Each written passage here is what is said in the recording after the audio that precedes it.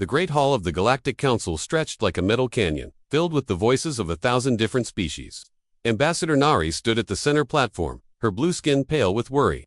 The datapad in her four-fingered hands trembled slightly as she looked up at the circular rows of seats that rose high above her. Honored council members, Nari began, her voice echoing through the vast chamber. I bring you a warning that may sound like madness. A rumble of curiosity passed through the assembled beings. The Velton Federation rarely called emergency sessions, and Nari was known for her calm nature. To see her so disturbed meant something serious had happened. For the past 6 months, my research teams have been studying ancient texts from worlds across the galaxy. We have found stories that appear in the mythology of 17 different civilizations. These stories all speak of the same thing. They speak of creatures called humans. Several council members laughed. The sound was strange, coming from beings with different vocal cords, but the meaning was clear. Councillor Baikun of the Crystal Empire leaned forward, his crystal body catching the chamber lights. Ambassador Neri, surely you did not call us here to discuss fairy tales. Neris' large eyes narrowed. These are not simple stories, Councillor. The details are too consistent across cultures that never had contact with each other. Listen to what they say. She activated her datapad, and a holographic display appeared above the platform. Ancient symbols from different worlds floated in the air, slowly translating into common galactic text. From the archives of Kepler Prime, they were small but moved like liquid death. Their bodies could heal from wounds that would kill any warrior. When cornered, they became something beyond reason, beyond fear. The laughter in the chamber began to fade. From the stone tablets of Vega 7, the Starwalkers came from a world of poison and fire. They breathed death and walked in the void. Between worlds, as if it were their home, their eyes held the light of dying suns. Nari swiped to the next image. From the crystal songs of Europa Station, they fought not just with weapons, but with their minds. They could make enemies destroy themselves through fear alone. They were the nightmare that nightmares feared. The chamber had grown quiet now. Even the most skeptical council members were listening carefully. Every civilization describes the same physical features, Nari continued. Bipedal, approximately 2 meters tall, with soft skin but incredible endurance. They have forward-facing eyes like predators, but they also create art and music. They can survive in environments that would kill most species. Yet they form emotional bonds that make them fight beyond all reason. Councillor Minji of the Academic Union stood up. Her tentacles waved dismissively as she spoke. Ambassador Nari, even if these stories were true, such beings would be impossible. No species can have all these traits. High intelligence usually means physical weakness. Great strength usually means simple thinking. You are asking us to believe in creatures that break every law of evolution. That is exactly what troubles me, Nari replied, but there is more. The hologram changed to show star maps with marked locations. Red dots appeared scattered across the galaxy, concentrated in certain regions. These are the locations where human stories appear most often. Notice the pattern. They form a rough sphere around this area of space. She pointed to a region that showed as empty on current star charts. According to the oldest stories, this was their home region, but when our deep space scanners examine this area, they find something disturbing. The image zoomed in on several star systems where planets should have been. There were only asteroid fields and dead rocks. 12 worlds in this region show signs of complete destruction, not from natural causes, but from weapons. Weapons that turned entire planets into rubble. The destruction happened approximately 800 years ago. A chill seemed to pass through the chamber. The destruction of entire worlds was not unknown, but 12 systems at once suggested something massive and terrible. Councillor Jinwoo of the Military Alliance leaned forward. Are you suggesting that these mythical humans destroyed their own worlds? No, Nari said quietly. I believe someone else destroyed their worlds. The final stories, the newest ones, all speak of the same thing. Ships leaving the dying systems.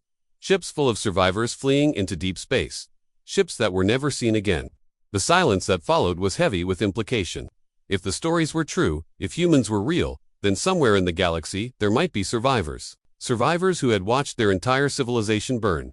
Far from the council chambers, on the mining world of Kepler 44-b, Foreman Deho was having his own encounter with mystery. His excavation team had been drilling deep into asteroid case when their equipment hit something that should not have been there. Sir, you need to see this, called out his assistant Sunwood. The young miner's voice carried a note of worry that made Deho hurry over to the drilling site. What he saw made him stop breathing for a moment. Embedded in the solid rock of the asteroid, at a depth that meant it had been there for centuries, was a metal object. It was clearly artificial, but the design was unlike anything in their databases. The object was roughly rectangular, about the size of a datapad, but made from a material that their scanners could not identify. Strange symbols covered its surface, symbols that seemed to shift and change when looked at directly. Have you run it through the translation matrix? Deho asked. Yes, sir. 3 times. The computer says it does not match any known language or writing system. But sir, there is something else. Sunwoo activated his personal scanner and held it near the object.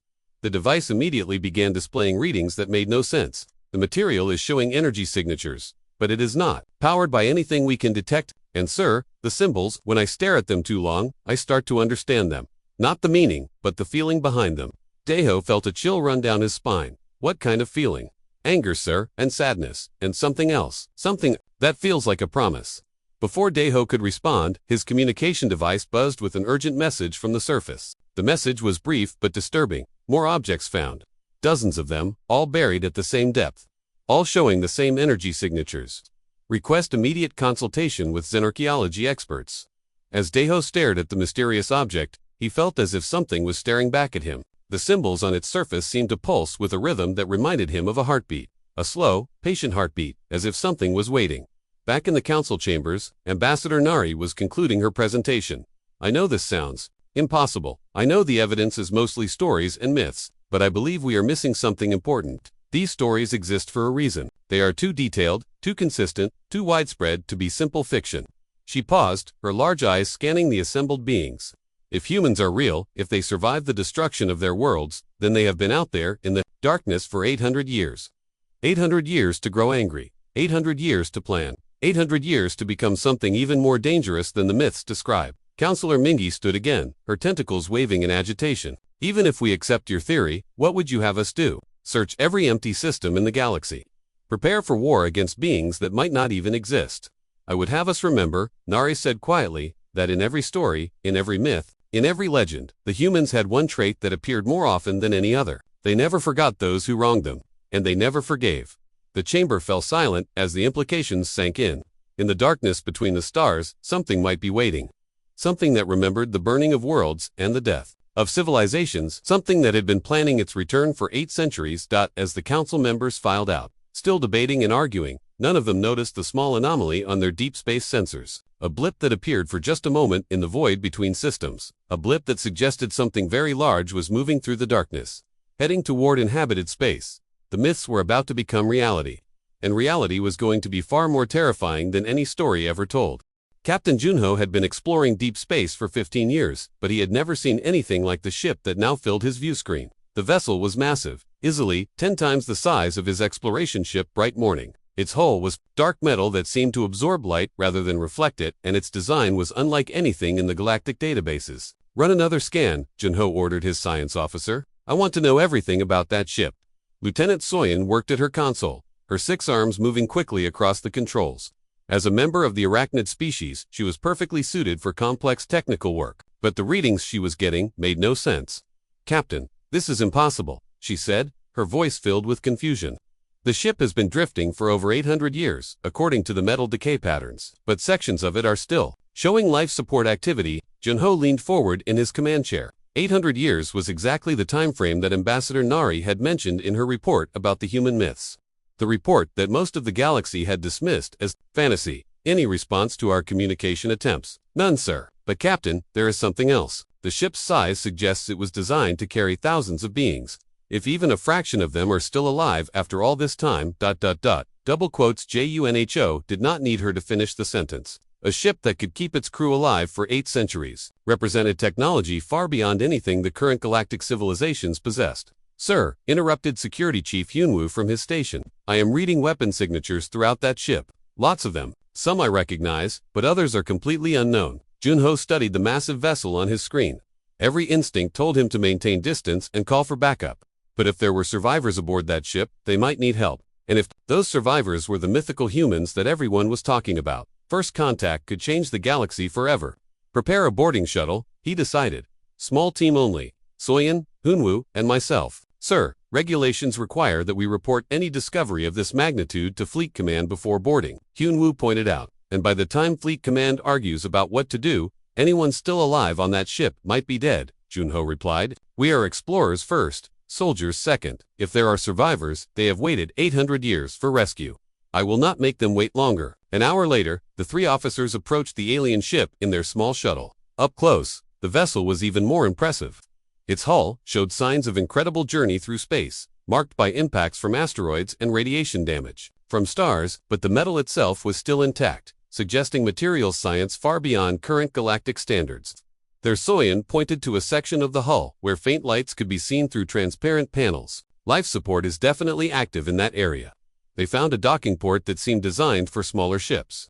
To their surprise, it responded to their approach by opening automatically. The three officers exchanged glances but proceeded. With the docking procedure, inside the ship, emergency lighting cast long shadows down corridors that stretched further than their lights could reach. The air was breathable but carried a strange smell, something metallic and sharp that made their instincts feel uneasy. The corridors are sized for beings about our height, Heinwu observed, his weapon ready but not raised. But the proportions are different, narrower shoulders, longer legs. They followed the signs of active life support deeper into the ship. The walls were covered with symbols that their translation devices could not interpret. But the symbols seemed to tell a story. Images of a blue and green world, then fire and destruction, then ships fleeing into darkness. These matched the symbols found on Kepler 4 for it to be Soyan whispered. This really is a human ship. They reached a section where the corridor opened into a vast chamber filled with rows of cylindrical pods. Most of the pods were dark and cold, but several still glowed with soft light. Through the transparent surfaces, they could see beings inside. The beings matched the descriptions from the ancient myths perfectly. They were roughly human-sized with pale skin and strange hair on their heads. Their faces were peaceful in sleep, but something about them made the three visitors feel like prey animals in the presence of a sleeping predator. The suspension systems are incredibly advanced, Soyan said, studying her readings. These beings have been in perfect stasis for centuries. But Captain, some of the pods are showing signs of recent activity. Before Junho could respond, one of the pods began to hum louder. Lights around its base changed from blue to amber to green. With a soft hissing sound, the pod opened. The being inside opened its eyes and sat up slowly. It looked directly at the three visitors, with an expression of calm curiosity that was somehow more frightening than anger would have been. When it spoke, its voice was quiet and controlled. How long were we asleep? The three officers stood frozen. The being had spoken. In perfect galactic common, despite having been asleep for centuries, it stepped out of the pod with fluid grace, showing no signs of weakness or confusion from its long sleep. I asked a question, the being said, still politely. How long were we asleep? Junho found his voice first. According to our scans, approximately 800 years. The being nodded as if this was expected news. My name is Marcus. I was a teacher before we left home. Are you here to help us, or are you here to finish what the others started? Others? Soyan asked. Marcus looked at her, with eyes that seemed much older than his face. The ones who burned our worlds. The ones who decided that humanity was too dangerous to exist. Are you with them? We know nothing of any attack on your people, Junho said carefully. We are explorers. We found your ship by accident. Accident, Marcus repeated the word thoughtfully. We do not believe in accidents anymore. Tell me, what species are you? I am Velton Federation. She is Arachnid Collective. He is Warrior Clan. Junho answered. Marcus studied each of them in turn. Velton, your people were mentioned in the final transmissions from Earth. You were part of the coalition that decided we were a threat. The temperature in the room seemed to drop. Junho realized that they were not conducting first contact with grateful survivors. They were standing in front of someone who considered them enemies. That was 800 years ago, Junho said. I know nothing of what happened then. We remember everything, Marcus said quietly. Every burned city, every destroyed ship, every child who died in the fire. We remember all of it. More pods around the chamber began to activate. The humming sound grew louder as other beings started to wake up. Marcus smiled, but the expression held no warmth. You said you were explorers. Good. You can explore something for us. You can explore what it feels like to be the ones who are hunted. Hunwu raised his weapon, but Marcus moved faster than any being should have been able to move. One moment he was standing by his pod. The next he was beside Hunwu, gently taking the weapon from his hands. We learned many things during our long journey through space, Marcus said conversationally. We learned patience. We learned to plan. Most importantly, we learned exactly who was responsible for the genocide of our species. He handed the weapon back to Hunwu, who took it with shaking hands. You may go now, Marcus continued. Return to your people. Tell them that the humans are awake. Tell them that we have not forgotten. Tell them that we are coming home. This is not your home, Soyan said, finding her courage. These are our systems now. Marcus looked at her with something that might have been pity. Young one, home is not a place. Home is where your family is buried. And our family is buried on 12 dead worlds that your ancestors helped to kill. Around the chamber, more humans were emerging from their pods. They moved with the same fluid grace as Marcus, and they all had the same calm, patient expression. But underneath that calm, something predatory waited. How many of you are there? Junho asked. On this ship, about 3,000, but we were not the only ship that escaped. Marcus smiled again. would you like to know how many humans survived? The burning of our worlds. Jinho realized he did not want to know. The answer would be a number that would haunt his dreams. Go now, Marcus said, before we change our minds about letting you leave. We have preparations to make, and you have warnings to deliver. The three officers backed toward the corridor, never taking their eyes off the humans. As they retreated, they could hear the sound of more pods opening, more voices speaking, in low, calm tones. Just before they reached the corridor, Marcus called out one final message. Tell your leaders that we studied their methods while we slept. We know how they think, how they fight, how they die. We know their weaknesses and their fears. Most importantly, we know exactly how many of them were involved in making our worlds burn. As the three officers hurried back to their shuttle, they could hear the sound of the massive ship coming to life around them. Systems that had been dormant for centuries began to activate. The ship that had been drifting dead in space was becoming something far more dangerous. They reached their shuttle and launched immediately, but not before their sensors detected something that made their blood freeze. The human ship was not alone. Long-range scans showed more ships, dozens of them, all awakening at once. The myths had been real. The humans had survived, and now they were awake and ready to collect a debt that was 8 centuries overdue. As they fled back to their own ship, none of them spoke about what they would tell their superiors. How could they explain that first contact had gone exactly as badly as possible? How could they warn the galaxy that their worst nightmares were about to come true? Behind them, the human fleet began to move through space. No longer drifting, no longer sleeping, they were going home, and home was going to burn again. This time, they would be the ones holding the fire. News of the human discoveries spread through the galaxy faster than light travel itself. Within 48 hours, every major civilization knew that the mythical humans were real, awake, and potentially hostile. The reaction was immediate and varied. On the peaceful world of Verdania, Elder Bomi of the Botanical Collective called an emergency council. Her tree-like form swayed gently as she addressed her people through root network communication. If these humans truly exist, we must welcome them. She transmitted to thousands of her kind. They have suffered great loss. Perhaps we can help them heal. But in the military strongholds of the Iron Dominion, the reaction was very different.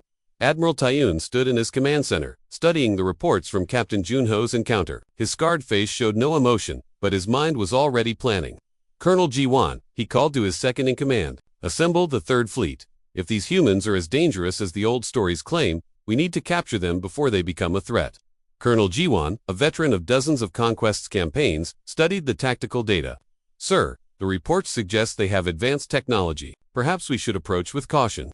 Caution is for the weak, Admiral Taiyun replied. They have been asleep for 8 centuries. Their technology may be advanced, but they are few in number and far from any support. We will take their ships and use their people as weapons for the Dominion. The Admiral's confidence was shared by many in the galactic military communities. Ancient technology was still old technology. Superior numbers and modern weapons would surely overcome any advantage that humans might possess. They were catastrophically wrong. Aboard the human flagship, now identified as the UES Remembrance, a very different kind of preparation was taking place. The ship's corridors hummed with activity as 3,000 humans emerged from their long sleep and began the work of war. Dr. Elena Park, the ship's chief scientist, stood in the central laboratory surrounded by holographic displays showing galactic civilization data. Her team had been busy during the 6 hours since awakening, intercepting and analyzing communication signals from across known space. The political structure is more fragmented than our historical records suggested, she reported to the command. Council's 17 major factions, hundreds of minor ones. They have been fighting among themselves for centuries. Commander David Lee, the military leader of their group, studied the tactical information with professional interest. Good. Divided enemies are weak enemies. What about their technology levels? Impressive in some areas, lacking in others. Dr. Park replied, they have achieved faster than light travel and energy weapons, but their materials, science is centuries behind ours. More importantly, their tactical thinking is predictable. They still fight the same way they did when they destroyed Earth. That will be their downfall, said Master Sergeant Rose Song, the ship's combat instructor. During the journey through space, she had trained the human survivors in zero-gravity warfare, turning scientists and teachers into deadly fighters. They think they know how to fight us because they killed us before. But we are not the same. Humans who died on Earth, the truth of her words was evident throughout the ship. The humans who had fled Earth 8 centuries ago had been desperate refugees. The humans who were now awake were something else entirely. They had spent their long journey studying, planning, and adapting. They had become the perfect weapon of revenge. Marcus, the former teacher who had spoken to the galactic explorers, now served as the diplomatic coordinator. But his idea of diplomacy was very different from what the galaxy expected. The Botanical Collective has sent a message offering friendship and aid. he reported to the others. They seem genuine in their desire for peace, and the others. Commander Lee asked, "The Iron Dominion is mobilizing military forces. The Crystal Empire is trying to buy our technology. The Academic Union wants to study us." Marcus smiled coldly. "They all think they can use us for their own purposes. Then we will show them the error of their thinking," Dr. Park said. "Are the modifications ready?" Rose Song nodded. "All personnel have been enhanced with the new adaptations. Bone density increased by 40%. Reaction time improved by 60%. Pain tolerance raised to combat levels. And most importantly, the fear response has been eliminated." The modifications were the result of 8 centuries of biological research conducted during their long sleep. The humans had not been idle in their suspension pods. Their advanced computer systems had continued to work, analyzing genetic data and developing improvements to the human form. They had turned themselves into living weapons. "What about the other ships?" Commander Lee asked. "All 47 vessels are reporting ready status," Marcus replied. "Total personnel, 141,000 humans. All enhanced, all trained, all very, very angry." The number hung in the air, like a death sentence. 141,000 humans who had spent 8 centuries preparing for war against the civilizations that had destroyed their world. 3 days after first contact, the Iron Dominion's Third Fleet arrived at the location where the human ships had been detected. Admiral Tyone expected to find primitive vessels drifting helplessly in space. Instead, he found something that made his tactical officers question their sensors. "Sir, the human ships have moved," reported his navigation officer. "They are now arranged in a defensive formation that should be impossible for vessels of their size and age." Admiral Tyone studied the display. The human ships were arranged in a complex 3-dimensional pattern that provided mutual protection while allowing maximum firepower coverage. It was a formation that required incredible coordination and communication systems. "No matter," he decided, "we outnumber them 3-1. All ships, prepare for combat. Target their engines first. We want prisoners, not debris."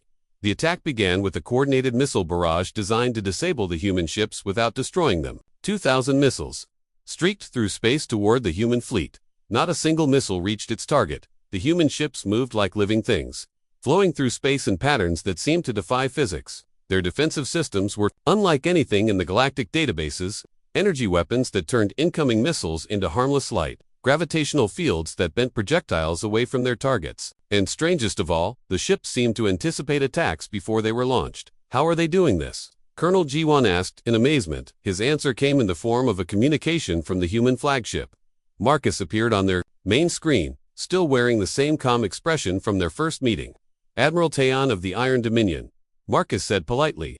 "We meet again. Your species was present at the burning of Mars. Your grandfather commanded the fleet that destroyed our orbital habitats." Admiral Taeyoon felt ice in his veins. How could the humans know such specific details about events that happened centuries ago? "We remember everything," Marcus continued. "Every ship that participated, every commander who gave orders, every politician who voted for our destruction. We have been waiting a long time to return the favor." "You are outnumbered, Admiral," Taeon replied, trying to maintain his composure. "Surrender now, and you will be treated fairly." Marcus smiled. "Admiral, you are thinking like your grandfather. You believe that superior numbers guaranteed victory. You believe that newer technology beats older technology. You believe that you are the hunters and we are the prey." The human ships, suddenly, changed formation, spreading out in a pattern that surrounded the Iron Dominion fleet completely. "You are wrong about everything," Marcus said. "We are not the same humans you killed before. We are what you made us become." The battle that followed shattered every military doctrine in the galactic databases. The humans fought with a combination of advanced technology and psychological warfare that turned the engagement into a nightmare for the Iron Dominion forces. Human boarding parties appeared on Dominion ships despite shields and defensive systems that should have made such infiltration impossible. They moved through the ships like ghosts, disabling systems and crew with surgical precision. But they did not kill quickly. Instead, they left their enemies alive but helpless, broadcasting their fear and desperation to the rest of the fleet. "They are inside the ship somehow," Colonel Jiwon reported, his voice filled with terror. "Our men are screaming about creatures that move through walls and disappear when fired upon." Admiral Taeyoon realized with growing horror that the humans were not trying to win quickly. They were trying to create maximum psychological impact. Every disabled ship became a source of terrified communications. Every captured crew member became evidence of human capabilities. The Iron Dominion fleet broke formation and began to retreat, but the humans were not finished. They pursued the fleeing ships, not to destroy them, but to demonstrate their superiority. Human vessels appeared beside Dominion ships, matching their speed perfectly while broadcasting messages. Tell your people what you have seen, the messages said. Tell them that the humans remember. Tell them that we are coming home. When the surviving ships finally escaped to hyperspace, they carried with them recordings of the battle that would change the galaxy forever. The humans had not won through superior firepower or numbers. They had won through fear, precision, and the terrible realization that they were fighting an enemy that understood warfare better than anyone had imagined. Back on the human flagship, the Command Council reviewed the engagement with professional satisfaction. Psychological impact achieved, reported Rose Song. The Iron Dominion will spread word of our capabilities throughout the galaxy. Fear will do more damage than weapons. The other civilizations will react predictably, added Dr. Park. Some will try to appease us. Others will try to destroy us before we become too powerful. All of them will make the same mistake. What mistake? Asked Marcus. Commander Lee answered with a cold smile. They will assume that we think like them. They will assume that we want to conquer territory or gather resources or build an empire. They cannot imagine that we want something much simpler. What do we want? Marcus asked, though he already knew the answer. Just as Lee replied, we want every civilization that participated in the burning of our worlds to experience exactly what they did to us. We want them to know what it feels like to watch their homes burn while they run helplessly through space. And after that, Marcus asked. The Command Council looked at each other with expressions of perfect understanding. After that, Dr. Park said quietly, we want to make sure that no one ever forgets what happens when you try to exterminate humanity. The human fleet continued its journey toward the heart of galactic civilization, leaving behind them a message that would echo through space for generations. The humans were awake. The humans remembered, and the humans were coming home to collect a debt 8 centuries overdue. The footage from the Iron Dominion's defeat spread through galactic networks like a virus. Within hours, every government, military force, and civilian population had seen recordings of human ships moving like liquid shadow through space, of boarding parties that appeared inside sealed vessels, of weapons that turned matter into light. But the images that truly terrified the galaxy were not of human technology. They were of human faces. Calm, patient expressions that never showed anger or hatred, even while delivering destruction. The humans fought like natural disasters made flesh, inevitable and unstoppable. Intelligence Officer Sunho of the Galactic Council worked frantically in his secure facility on Proxima Station. His job was to gather information about threats to galactic civilization. Now he was discovering that the greatest threat had been studying them for much longer than anyone realized. Sir, we have a problem, his assistant Yuna reported, her voice tight with worry. The humans have been intercepting our communications for weeks, maybe months. They have downloaded our entire historical database, military tactical guides, even personal files of government officials. Sunho felt his blood turn cold. How is that possible? Our networks are protected by quantum encryption. They broke it, somehow, but sir, that is not the worst part. Look at this. Yuna activated a holographic display showing communication patterns across the galaxy. Red lines appeared, connecting thousands of different points. These are human infiltration signatures. They are not just accessing our networks. They are inside our systems, watching everything we do in real time. The implications were staggering. The humans were not reacting to galactic civilization. They were predicting it, controlling it, manipulating it from the shadows. Get me a secure channel to Council Leader Bogum, Sunho ordered. He needs to see this immediately. But when the connection was established, the face that appeared on the screen was not Council Leader Bogum. It was Dr. Elena Park, the human scientist, sitting calmly in what appeared to be Bogum's private office. Good morning, Intelligence Officer Sunho, she said politely. Council Leader Bogum is unavailable at the moment. He is having a very important conversation with some of my colleagues about the future of galactic governance. Sunho's hands shook as he reached for the emergency alert system, but Dr. Park held up a small device that made him freeze. I would not do that if I were you, she said calmly. This device is connected to the life support systems of this station. If you trigger any alarms, 40,000 beings will find themselves breathing vacuum. We would prefer to keep this conversation civilized. What do you want? Sunho asked. We want you to understand something very important, Dr. Park replied. You are not dealing with angry refugees seeking revenge. You are dealing with a species that has spent 800 years studying exactly how to destroy galactic civilization without firing a single shot. She activated her own holographic display, showing a three-dimensional map of the galaxy. Red dots appeared on thousands of worlds, space stations, and ships. These are the locations where human teams are currently operating. We are not invading your territory. We are already here. We have been here for months. Preparing for what? Sunho asked, though he feared the answer. For you to destroy yourselves, Dr. Park said with a smile that held no warmth. We learned something interesting during our long journey through space. Galactic civilization is held together by fear and mistrust. Every species suspects every other species of planning betrayal. All we have to do is give them reasons to act on those suspicions. As if summoned by her words, alarms began sounding. Throughout Proxima Station, Una frantically worked at her console, trying to understand what was happening. Sir, we are receiving emergency reports from across the galaxy. The Crystal Empire is claiming that botanical collective ships have attacked their trade routes. The Academic Union says that Iron Dominion forces have invaded their research stations. Everyone is reporting attacks by everyone else. Impossible, Sunho said. Those civilizations have peace treaties. Had peace treaties, Dr. Park corrected. Treaties that depended on trust and communication. We have been editing your communications, inserting evidence of planned attacks, faking military movements. Your own paranoia is doing our work for us. Sunho watched in horror as reports continued to flood in. Ancient alliances were dissolving as species turned on each other based on fabricated evidence that seemed completely real. You are turning us against each other, he realized. We are simply revealing what was always there, Dr. Park replied. Your civilizations destroyed our worlds because you feared what we might become. Now you will destroy each other because you fear what each other might do. The only difference is that this time, the fear is justified. This is madness. Billions will die. 12 billion humans died when you burned our worlds, Dr. Park said, her calm expression never changing. We consider this a reasonable interest rate on an 800-year-old debt. Before Sunho could respond, the communication cut off. He was left staring at a blank screen while the galaxy began to tear itself apart around him.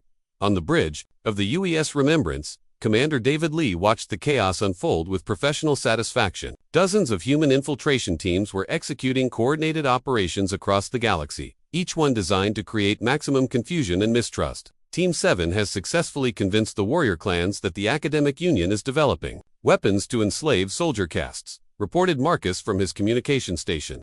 Team 12 has provided the Iron Dominion with evidence that the Crystal Empire is planning to steal their military technology.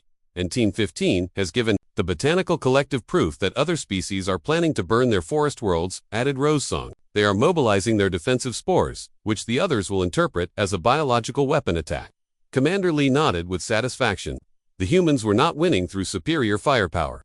They were winning through superior understanding of their enemy's psychology. How long before complete governmental collapse? He asked. Analysis suggests 6 to 8 weeks, replied Dr. Park, who had returned from her mission to Proxima Station. The larger civilizations will hold together longer, but the smaller ones are already fragmenting. Good, in our primary targets. Marcus consulted his list of civilizations that had participated in the destruction of human worlds. The Iron Dominion leadership is hiding in their fortress worlds, calling for unity against the human threat.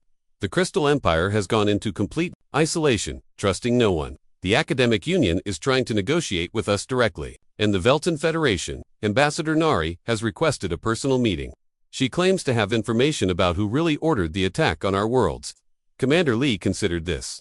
The Velton Federation had been part of the coalition that destroyed human civilization, but their participation had been reluctant according to historical records. Arrange the meeting, but make it clear that we are not interested in excuses or apologies. We want names, locations, and detailed information about the command structure that ordered our genocide. And if she refuses to cooperate, then the Velton Federation will burn like all the others. Meanwhile, in the depths of space, Admiral Taeon was discovering that his defeat by the human fleet had been only the beginning of his problems. The Iron Dominion was fracturing as evidence emerged of planned attacks by allied species. Military units were being reassigned to defend against threats that might or might not exist. Sir, we have lost contact with half our border stations, reported Colonel G1. Either they have been destroyed or they are no longer responding to our communications. By whom? Admiral Taeon demanded. Unknown, sir. The attacks are being carried out by ships that match the signatures of our former allies, but the tactical patterns suggest human involvement. Admiral Taeon realized, with growing horror, that the humans were not just defeating military forces, they were dismantling the entire structure of galactic civilization by turning its component parts against each other. Sir, we have received a message from Human Command, his communication officer reported. It is addressed to you personally. The main screen activated, showing Marcus in what appeared to be a standard diplomatic setting. But his words carried the weight of inevitable judgment. Admiral Taeon, he said calmly, your grandfather was Admiral Kangman Taeon, commander of the Iron Dominion 3rd Fleet during the Seoul Campaign. He personally ordered the bombardment of Luna Colony, killing 2 million human civilians, including children, in their schools. Admiral Taeon felt the blood drain from his face. Those records should have been classified beyond any possible access. Which we have detailed documentation of his orders, his tactical decisions, and his personal communications expressing satisfaction at human casualties. Marcus continued. Justice delayed is not justice denied. Your family line ends today. The transmission cut off, but its meaning was clear. The humans were not fighting a war of conquest. They were conducting a campaign of personal justice against every individual and bloodline that had participated in their genocide. Sir, long-range sensors are detecting human ships approaching our position, reported the navigation officer. They are not attacking, they are just following us. Admiral Tyone understood. The humans did not need to attack immediately. They could wait, hunt, and pursue until their targets made mistakes born of fear and desperation. They had waited 800 years for revenge. They could wait a little longer to make it perfect. As his ship fled deeper into Iron Dominion space, Admiral Tyone knew that he was not escaping. He was simply choosing the location of his death. The humans would come for him eventually, and when they did, they would make sure that his end served as a lesson to anyone else who might threaten humanity. The galaxy was learning a terrible truth. Some debts could never be forgiven, and some enemies never forgot. The humans had returned not as conquerors, but as judges. And their judgment was absolute. 6 weeks after the human awakening, galactic civilization was collapsing faster than anyone had thought possible. Ancient alliances crumbled as species turned their weapons on former friends. Trade routes became battlefields. Peaceful worlds became military fortresses. But the most devastating weapon the humans deployed was not technology or force. It was doubt. On the research station orbiting Vega Prime, psychological warfare specialist UNB studied the cascade of civilization breakdown with professional fascination. Her specialty was understanding how fear could be weaponized, but she had never seen anything as elegant as the human strategy. They are not destroying us, she reported to her remaining colleagues via encrypted communication. They are making us destroy ourselves. Every action we take to defend against them makes us more suspicious of each other. Her analysis was correct, but came too late. The academic institutions that might have coordinated a rational response were already fragmented. Scientists who should have been working together were instead hiding their research from potential spies and saboteurs. Dr. Yunbi interrupted her assistant. Kung Jae, we are receiving a priority transmission from Human Command. It is addressed to the entire galaxy. The transmission appeared on every screen, every communication device, every network node. Simultaneously, the humans had taken complete control of galactic communications without anyone noticing until now. Commander David Lee appeared, standing in what was clearly the bridge of a human vessel. Behind him, other humans worked calmly at stations displaying tactical information from across the galaxy. Citizens of the galaxy, he began, his voice carrying the authority of absolute confidence. For 8 weeks, you have been at war with each other based on information we provided. Every attack you have witnessed, every betrayal you have discovered, every alliance that has collapsed has been the result of human psychological operations. The admission sent shockwaves through every remaining government. They had been dancing to human music without even knowing the song was playing. We did not do this because we enjoy watching civilizations burn, Commander Lee continued. We did this to prove a point. You destroyed our worlds because you feared what we might become. You were right to fear us, but you were wrong about why. The display behind him changed to show footage from the destroyed human worlds. Cities in flames, ships fleeing through space, children crying as their families died. The images were 800 years old, but the pain they carried was immediate and raw. You feared our technology, our creativity, our potential for violence. But our greatest weapon has always been our ability to understand our enemies better than they understand themselves. We studied you for 8 centuries. We learned your weaknesses, your fears, your secret hatreds. We became experts in being you. We could have simply destroyed your fleets and conquered your worlds. Instead, we chose to demonstrate that your civilizations were always fragile things held together by lies and mutual fear. All we did was tell the truth about what you really thought of each other. Dr. Yunbi felt a chill of understanding. The humans had not been conducting random psychological warfare. They had been conducting surgery, cutting away the pretense of galactic unity to reveal the cancer of mistrust underneath. But we are not without mercy, Commander Lee said. We will now offer you the same choice you offered us 800 years ago: submit completely, or burn completely. You have 72 hours to decide. The transmission ended, leaving the galaxy in stunned silence. In command centers across known space, military leaders and political figures struggled to process the ultimatum. On the fortress world of Titan Major, the remaining leaders of the Iron Dominion held an emergency council. General Suho, who had assumed command after Admiral Tyone's disappearance, studied intelligence reports that painted a hopeless picture. How many ships do they actually have? Asked Defense Minister Young Jai. Unknown. General Suho replied. Our best estimates suggest between 50 and 200 vessels. But their true strength is not in numbers. They have infiltrated every major military installation in the galaxy. They know our positions, our capabilities, our plans before we make them. and our own forces, scattered and fighting each other, based on misinformation campaigns. Even if we could reunite our fleets, we are fighting an enemy that understands warfare better than we understand ourselves. Minister Young Jai slammed his fist on the table. There must be something we can do, some weakness we can exploit. Their weakness is also their strength, replied Intelligence Director Chayung, who had been studying human psychology. They are driven by a desire for justice rather than conquest. This makes them predictable in some ways, but also absolutely committed to their goals. Explain. They will not stop until every individual and organization responsible for the destruction of their worlds has been held accountable. They have detailed records going back 800 years. They know exactly who they want to punish and why. General Suho understood the implication. They are not interested in ruling the galaxy. They want to execute it. Meanwhile, on the neutral world of Haven Station, a very different kind of meeting was taking place. Ambassador Nari, of the Velton Federation, sat across from Marcus in a simple conference room. Between them lay a data storage device containing 8 centuries of classified records. This contains everything, Nari said quietly. The complete records of the Soul Campaign. Orders, communications, personnel files, tactical plans, everything your people need to understand exactly who is responsible for what. Marcus studied the device without touching it, and in exchange, mercy for those who were not directly involved. Many species were pressured into joining the coalition. Many individuals followed orders without understanding the full scope of what they were participating in. The Nuremberg defense, Marcus said softly. Following orders does not absolve guilt. No, but it might justify reduced sentences rather than complete extinction. Marcus finally picked up the device, his expression unreadable. You understand that this information will lead to the deaths of millions of beings.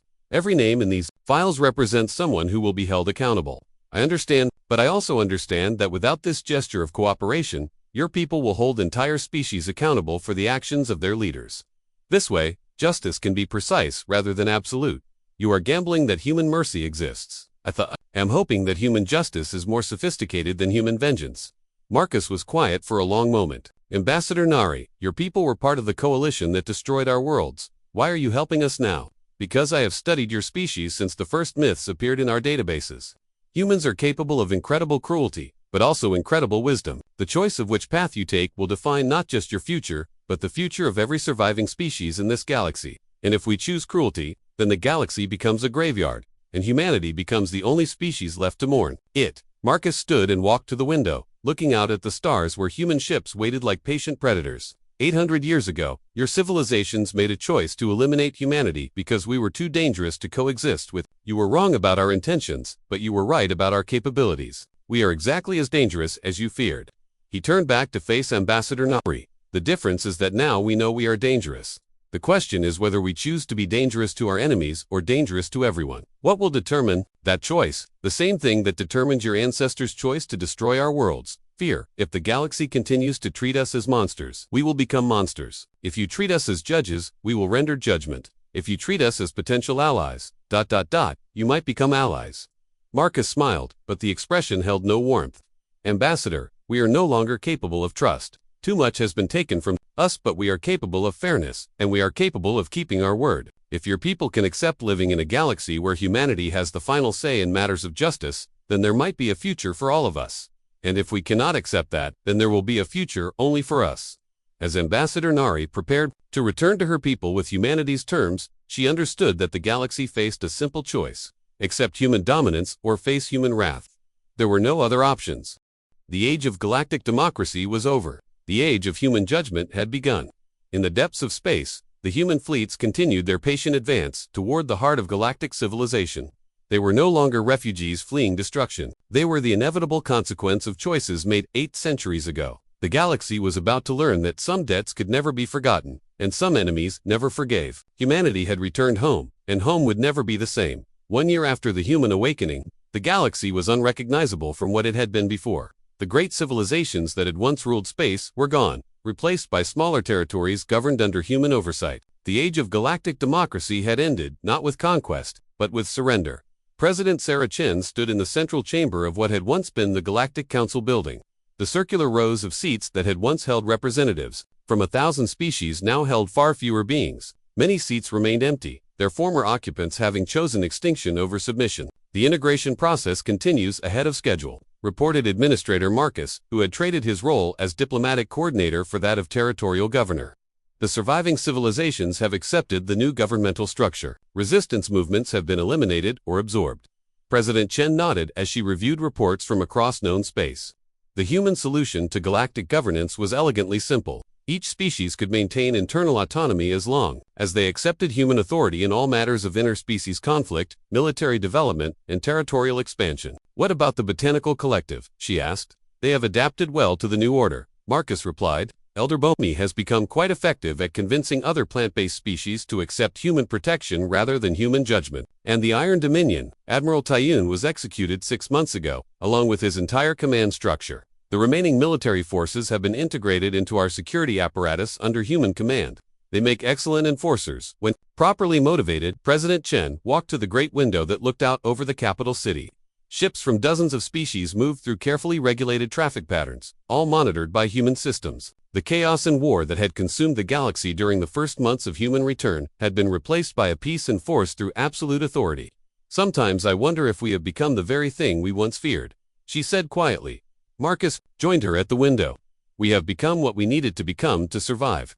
The galaxy taught us that mercy is weakness and trust is foolishness. We learned the lesson too well to unlearn it now. The children born under our rule will never know the galaxy as it was before. To them, human authority will be natural and normal. Good, that means our work will be complete.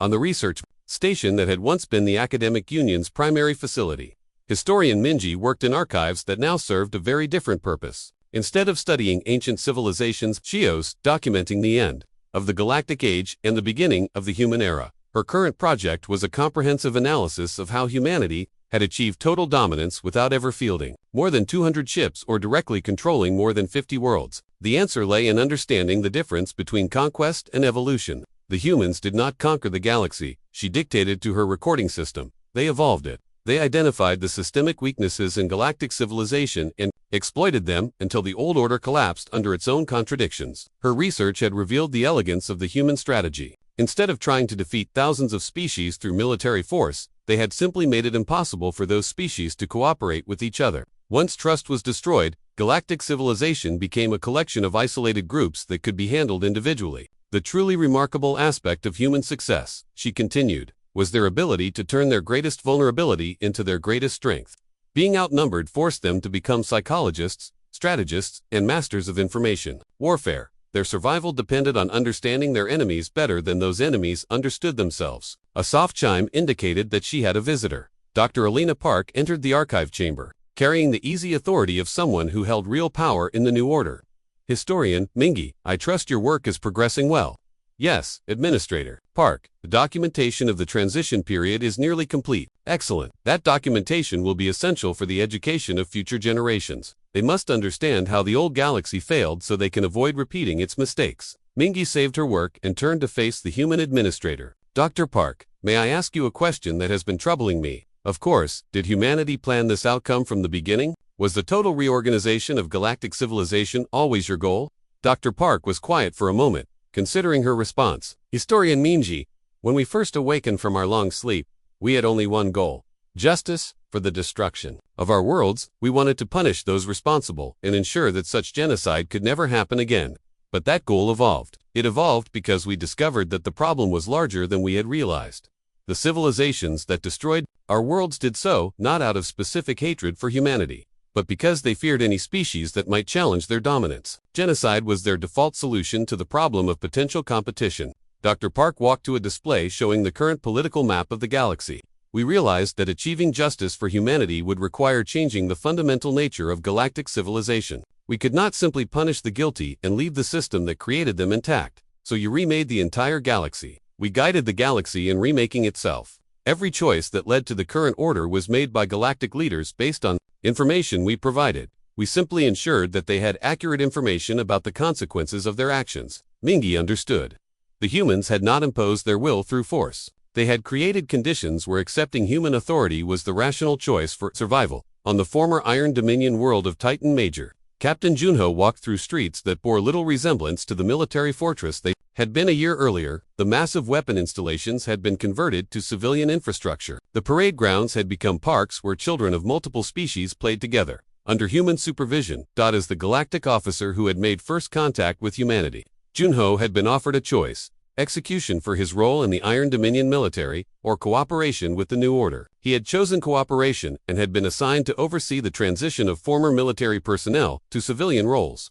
The integration program has exceeded expectations, he reported to his human supervisor during their weekly meeting. Former Dominion soldiers have adapted well to their new roles as peacekeepers and infrastructure maintainers, and resistance movements effectively eliminated. Once it became clear that resistance led to individual punishment while cooperation led to community benefits, most chose cooperation. Junho had learned to appreciate the sophistication of human social engineering. They did not rule through fear alone, but through a carefully calibrated system of incentives that made cooperation more attractive than rebellion. Captain Junho, do you regret your choice to work with us? His supervisor asked. The question was not casual curiosity. The humans regularly evaluated the psychological state of their collaborators to ensure continued loyalty. I regret the choices that led to the destruction of your worlds, Junho replied honestly. I regret that my people were too frightened to seek coexistence instead of elimination, but I do not regret my choice to help build something better from the ruins of what we destroyed. And what have we built? A galaxy where genocide is impossible because no species has the independent power to commit it. A galaxy where conflicts are resolved by human arbitration rather than warfare. A galaxy where my children will grow up knowing that cooperation is rewarded and aggression is punished. Is that a galaxy worth preserving? It is the only galaxy my children will ever know. To them, it will simply be normal. As Junho returned to his duties, he reflected on how completely the human strategy had succeeded. They had not conquered the galaxy through force. They had convinced the galaxy to surrender voluntarily by demonstrating that human rule offered stability and justice. That galactic democracy had never been able to provide. In the depths of space, the human memorial fleet maintained its eternal patrol. The ships that had carried humanity through 8 centuries of exile now served as mobile monuments to the dead worlds they had left behind. But they also served a more practical purpose as reminders of what happened to civilizations that chose extinction over integration. Commander David Lee, now promoted to Admiral of the Memorial Fleet, stood on the bridge of the UES Remembrance and watched the stars that had once seemed hostile but now seemed merely distant. The long journey was over. Humanity had come home. Admiral, we are receiving reports from all sectors, reported his communications officer. The galaxy is stable. Trade is regulated but functional. Military conflicts have been reduced to isolated incidents. The human peace is holding. And our primary mission, complete. Every individual identified as responsible for the destruction of human worlds has been located and held accountable. Justice has been served. Admiral Lee nodded with satisfaction. The debt had been paid in full. The question now was what humanity would do with the galaxy they had inherited. Set course for the Sol system, he ordered. It is time to go home. The journey to humanity's original star system took several days, but eventually the Memorial Fleet arrived at the coordinates where Earth had once orbited. Where there had once been a beautiful blue world, there was now only an asteroid field marking the grave of human civilization. But something had changed since the last time human ships had visited this place. New structures floated among the asteroids, habitats and stations built by the species that now served under human authority, a memorial to the dead world that had given birth to the galaxy's new rulers. As Admiral Lee watched construction crews from a dozen different species working together to build monuments to humanity's lost home, he realized that the transformation was complete. The myths had become reality, and reality had become something that even myths could not have imagined. Humanity had returned from exile not as conquerors but as judges, not as destroyers but as architects of a new order. The galaxy that had tried to eliminate them had instead been eliminated and replaced with something that served their vision of justice. The children who would grow up in this new galaxy would learn different bedtime stories. Stories about the time before human rule, when species fought endlessly among themselves, and genocide was considered an acceptable solution to political problems.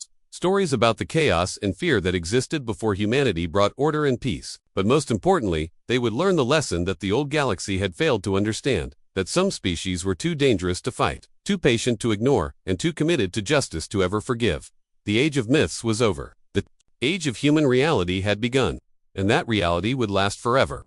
Because humanity had learned the most important lesson of all. The only way to ensure that genocide never happened again was to make sure that only one species had the power to prevent it. In the end, the galaxy had not destroyed humanity. It had created something far more dangerous, a human civilization that could never again be threatened, never again be betrayed, and never again be surprised by the cruelty of lesser species. The myths had come true, and truth was more terrifying than any legend could ever be.